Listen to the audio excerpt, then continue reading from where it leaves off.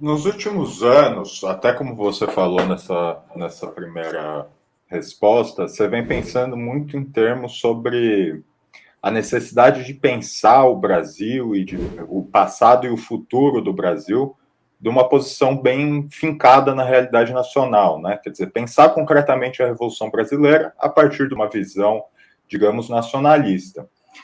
Eu sei que isso não entra em contradição, em tese não entra em contradição com fazer um balanço histórico das revoluções do século XX, ou entender as revoluções do século XX profundamente, etc. Só que na prática, às vezes, parece que é uma contradição de fato, né? Quer dizer, essa constituição subjetiva, que foi até o termo que você usou, muitas vezes dos comunistas, é muito mais voltada a conhecer detalhadamente, por exemplo, a história da Rússia ou a história de um outro país, a história cubana, enfim, do que conhecer a própria realidade nacional, né? Como é que, para você, se deu esse movimento, né? Quer dizer, alguém que vem de uma trajetória de muito estudo em relação à União Soviética, à China, etc., e passa faz esse pivô, né, para o Brasil. A gente tem que partir de uma análise que o movimento comunista brasileiro nos últimos 30 anos esteve totalmente afastado do movimento de massas.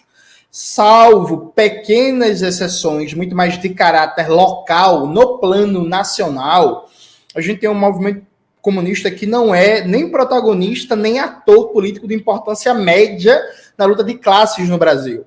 Isso reforçou uma tendência a organizações comunistas que são, que eu gosto de chamar de partido testemunho, que é aquela figura que dá testemunho que é comunista, que afirma que é comunista, que afirma identidade comunista, uma cultura política comunista, mas essa afirmação dessa cultura política e dessa identidade comunista está afastada da dinâmica de massas e do próprio trabalho de massas revolucionário. Isso cria uma tendência a fazer com que o estudo das experiências históricas do século XX não seja um estudo voltado para pensar questões concretas da luta de classes no Brasil e na América Latina hoje, mas seja um estudo para afirmar uma identidade. Então, por ser comunista, eu gosto muito da União Soviética. E aí eu falo muito da União Soviética, eu estudo muito a União Soviética, eu estudo muito a Coreia Popular e por aí vai, não fazendo perguntas básicas, que é, por exemplo, a União Soviética teve dificuldades muito grandes de fazer a transição dos meios militares para os meios civis nos seus desenvolvimentos científico-técnicos, né? Então havia um desnível ali, um histórico entre o desenvolvimento científico-técnico, a capacidade produtiva da indústria do complexo industrial militar soviético, naquele contexto da Guerra Fria, e a qualidade, a produtividade, as inovações tecnológicas do meio civil, né? Das indústrias, da linha branca, eletrodomésticos, carros e por aí vai. Veja, isso é um problema concreto, né? No capitalismo estadunidense, como é que se resolveu esse problema, né? No capitalismo imperialista? O Estado financia a pesquisa de base de longo prazo com bilhões, trilhões de verba pública. Com a pesquisa de base realizada, as aplicações civis ficam a cargo de grandes monopólios imperialistas dentro de uma competição de mercado. Como é que a gente dá uma solução socialista para isso? Por exemplo, porque eu imagino que até certo ponto essa contradição vai ser uma contradição que vai se aplicar em qualquer experiência socialista, né?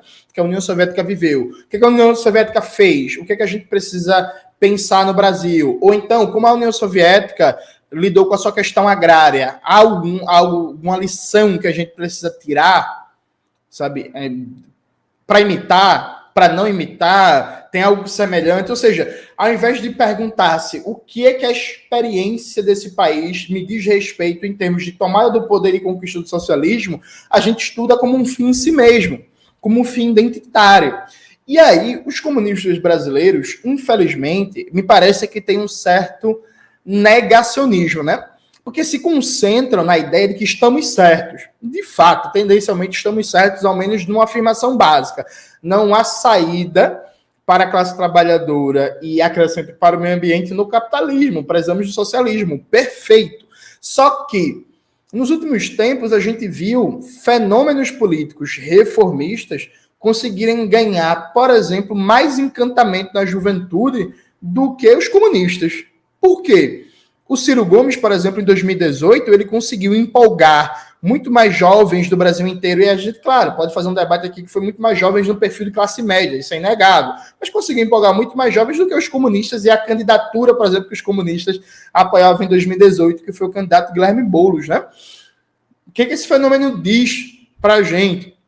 Me parece também que há uma certa falta de percepção de que, por mais que cresça, por exemplo, a audiência do movimento comunista em certos setores da juventude e da classe trabalhadora, a partir da agitação e propaganda na internet, os comunistas hoje não pautam nenhum tema estratégico para o país, na luta de classes. Na questão da ciência e tecnologia, na saúde, na educação, na questão urbana, na questão agrária, na questão da defesa, na política externa. Nós não somos uma força política, inclusive até enquanto corrente de opinião, não falo nem em movimento de massas, enquanto corrente de opinião. A gente não consegue pautar nenhum tema central. Ou seja, eu resolvi fazer essa transição porque me parece que há um limite do que a gente consegue criar enquanto força política, né, no marxismo que se dedica a refazer o balanço histórico do século XX. Veja, esse trabalho é fundamental. Eu espero que vários camaradas continuem esse trabalho, continuem a fazê-lo. Eu estou dando minha contribuição sintetizada nesse livro, mas eu quero ir para um segundo momento.